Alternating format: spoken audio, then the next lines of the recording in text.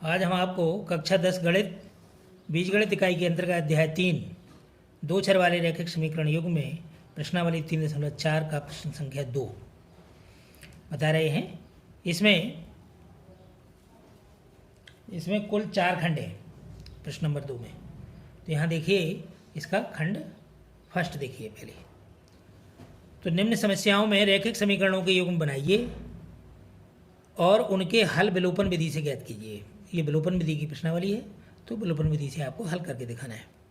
तो देखिए यह है इसका खंड फर्स्ट। यदि हम अंश में एक जोड़ दें तथा हर में से एक घटा दें तो भिन्न एक में बदल जाती है। यदि हर में एक जोड़ दें तो यह 1/2 हो जाती है। वह भिन्न क्या है? तो यहाँ हमने माना कि भिन्न बराबर x/y बराबर अंश बटे हर। इसको अलग अलग समझाने के लिए कि ये अंश है और ये हर, क्योंकि अंश और हर में अलग अलग प्रश्न में दिया है। तो अंश बटे हर। प्रथम शर्तानुसार पहली शर्त, अंश में एक जोड़ दें तथा हर में एक घटा दें तो भिन्न एक में बदल जाती है। तो अंश में हमने एक जोड़ दिया और हर में से हमने एक घटा दिया, बराबर हो गया ये 1। तो x + 1/y - 1 = 1। अर्थात अब यहाँ y - 1 को हम पक्षांतर कर देंगे तो 1 में गुणा हो जाएगा। तो ये हो गया x + 1 = y - 1। अर्थात अब यहाँ y को इधर पक्षांतर करेंगे बाएं पक्ष में और 1 को हम दाएं पक्ष में पक्षांतर करेंगे तो ये -1 हो जाएगा, ये -y हो जाएगा। तो x - y = -2। -1 और -1 मिलकर के -2 हो गया। ये समीकरण नंबर हो गया आपका 2 ए। अब देखिए द्वितीय शर्तानुसार। द्वितीय शर्त में यदि हर में एक जोड़ दें, इसमें अंश के संबंध में कुछ नहीं दिया गया, केवल इतना ही दिया है यदि हर में एक जोड़ दें तो यह 1/2 हो जाती है। तो इसलिए अंश उसी प्रकार रखा है x/y + 1। हर में एक जोड़ा गया बराबर 1/2 हो जाता है। अर्थात अब यहाँ y तिर्यक गुणा हो जाएगा इनका, तो 2 का गुणा होगा x में और 1 का गुणा होगा y + 1 में।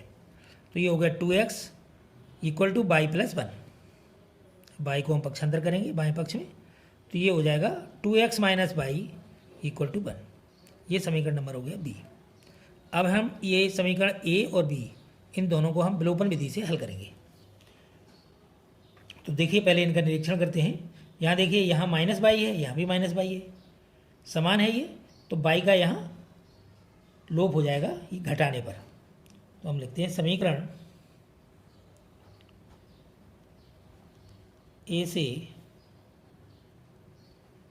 समीकरण बी को घटाने पर।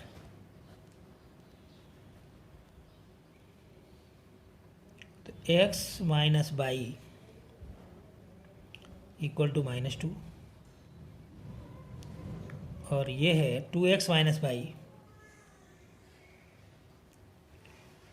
= 1। तो यहाँ घटाने पर जो संख्या घटाई जाती है उसके चिन्ह बदले जाते हैं। तो इसके हम यहाँ चिन्ह बदलेंगे। ये धन है तो ये हो गया ऋण, ये ऋण है तो ये हो गया धन, यहाँ धन है तो ये हो गया ऋण। इसको इस प्रकार से भी कोष्ठक में बंद कर देते हैं जिससे पता चल जाता है कि ये चिन्ह हमने बदले हैं। अब यहाँ देखिए ये y ऋण का हो गया, ये धन का हो गया, तो ये y यहाँ कैंसिल हो जाएगा। अब यहाँ x में से हम 2x घटाएंगे तो माइनस का चिन्ह -x = यहाँ दोनों ये ऋण ऋण के हैं तो दोनों जुड़ जाएंगे तो ये हो गए -3। तो अर्थात x = 3। अब x का मान समीकरण ए में रखने पर,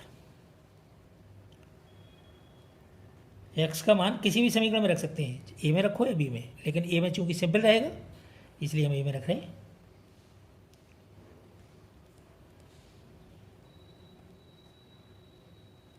रखने पर तो x की जगह पे हम यहाँ 3 रख देते हैं तो ये हो जाएगा 3 ऋण y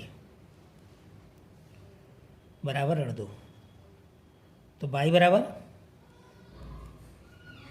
3 धन 2, तो y बराबर 5। अतः भिन्न बराबर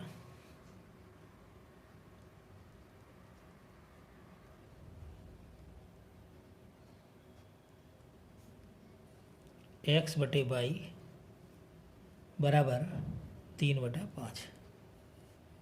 ये इसका आंसर होगा। देखिए प्रश्न संख्या 2 का सेकंड खंड। 5 वर्ष पहले नूरी की आयु सोनू की आयु की 3 गुनी थी। 10 वर्ष पश्चात नूरी की आयु सोनू की आयु की 2 गुनी हो जाएगी। नूरी और सोनू की वर्तमान आयु कितनी है? तो हमें ये वर्तमान आयु पूछी है, तो इसी को हम मान लेंगे।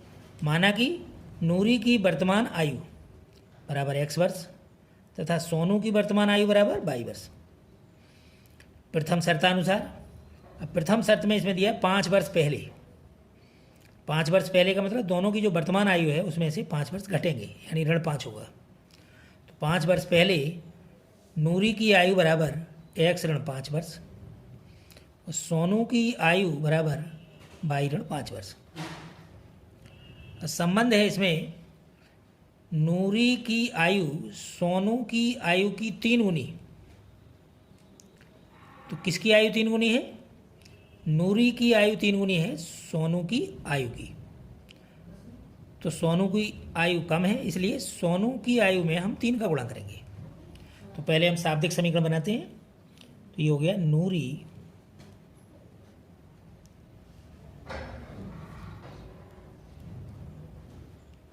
की आयु बराबर 3 गुणा सोनू की आयु।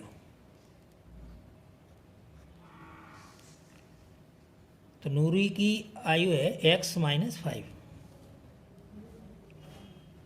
बराबर 3 और सोनू की आयु है y ऋण 5।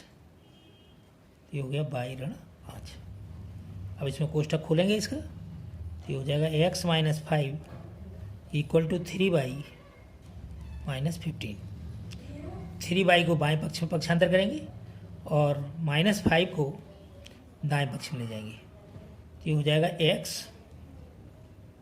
- 3y = -15 + 5।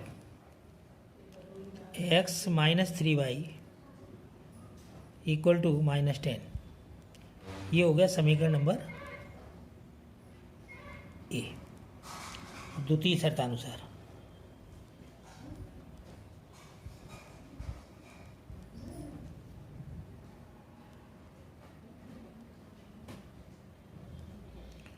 द्वितीय शर्त में दिया है 10 वर्ष पश्चात।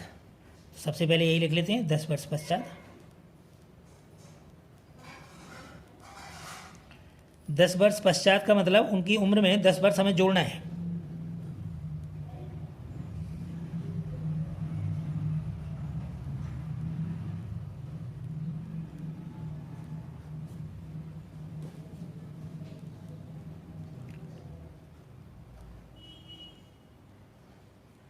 तो नूरी की आयु बराबर x धन 10 वर्ष तथा सोनू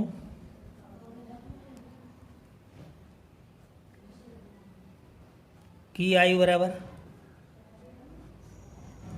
y धन 10 वर्ष।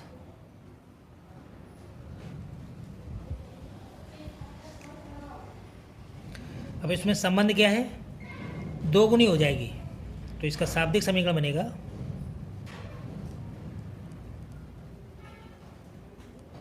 नूरी की आयु बराबर 2 गुणा सोनू की आयु।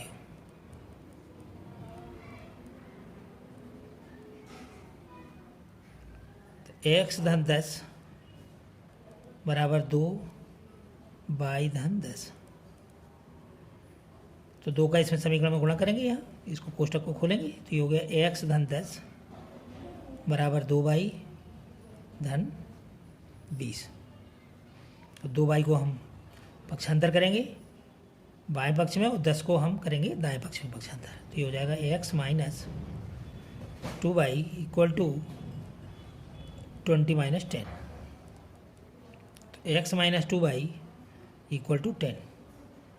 ये समीकरण नंबर बन गया बी। दोनों समीकरणों का निरीक्षण करिए। यहाँ देखिए x और इसमें भी x है, तो ये चर जो है बराबर है, तो इसका लोप हो जाएगा आसानी से। सीधा और यहाँ देखिए दोनों के कौन से चिन्ह है, ये धन का चिन्ह है, तो घटाने पर होगा इसका। ये हो गया समीकरण ए से समीकरण बी को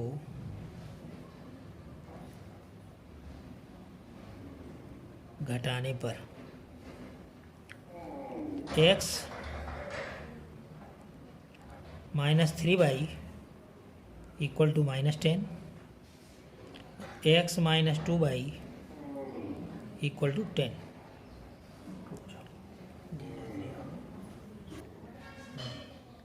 तो दोनों समीकरण को अब हमें घटाना है, तो घटाने के लिए चिन्ह बदलने पड़ते हैं इनके।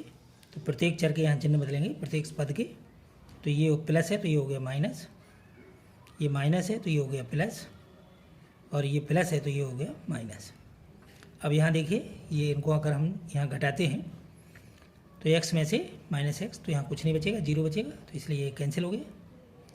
और यहाँ पर ये बड़ी संख्या में माइनस का चिन्ह है तो माइनस का चिन्ह आएगा। 3 में से 2 घटाओ तो 1 बाई का मतलब बाई। और यहाँ दोनों माइनस माइनस के हैं तो दोनों संख्याएं जुड़ जाएंगे, योग हो जाएगा इनका, तो -20। तो इसलिए बाई इक्वल टू 20। तो बाई का मान समीकरण ए में रखने पर x -3y इक्वल टू -10, ये समीकरण ए। अब इसमें बाई बराबर, बाई का मान 20 है तो बाई के मान इसमें रखेंगे, तो ये हो गया -3 × 20, इन्हें कोष्टक बंद करेंगे, इक्वल टू -10। ये हो गया x -60 इक्वल टू -10, तो x equal to -10 plus 60, x equal to 50। अतः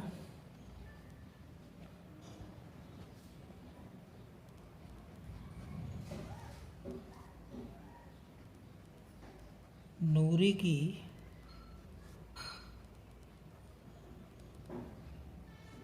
वर्तमान आयु बराबर 50 वर्ष,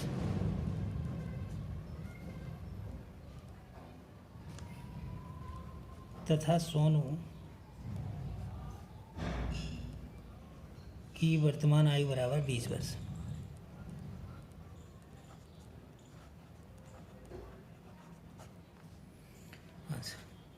अब इसमें यदि आपको कहीं कोई प्रॉब्लम है तो आप कमेंट बॉक्स में जा कर के लिखिए। Thank you.